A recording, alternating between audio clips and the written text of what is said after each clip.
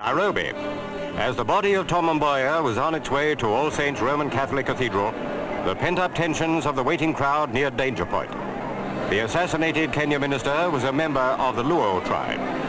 Bad feeling between his brother tribesmen and Kikuyus, from whom most other members of the Kenya government are drawn, had almost reached its violent climax as the coffin came to the place where it would rest in state after a memorial service.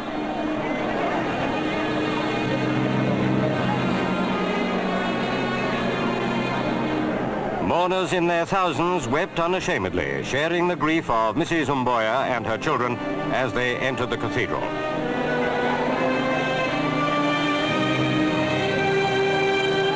For President Kenyatta, this too was a time of tension. The anger of many Kenyans had turned towards him as a member of the Kikuyu.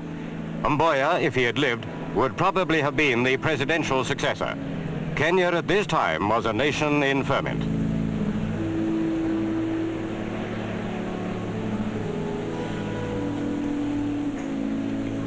As the memorial service began, armed police, supported by troops, faced the inevitable flare-up of tribal hatred. Spurred on by their grief, Luos clashed with Kikuyus, while the forces of law and order fought to keep control.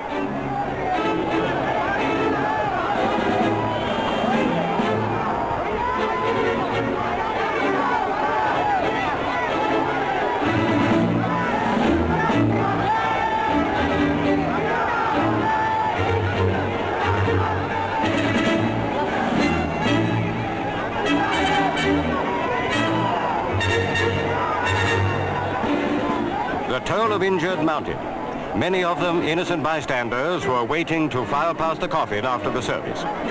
As he left the cathedral, President Kenyatta was ringed by a tight cloak of security. The widow and her children left behind a husband and father whose untimely death had sparked off a surge of tribal violence which seemed set to have wide internal repercussions. When the fighting had died down, thousands of members of the Luo tribe waited to pay their last respects. It was no place for Kikuyus to be. Grief had brought hatred.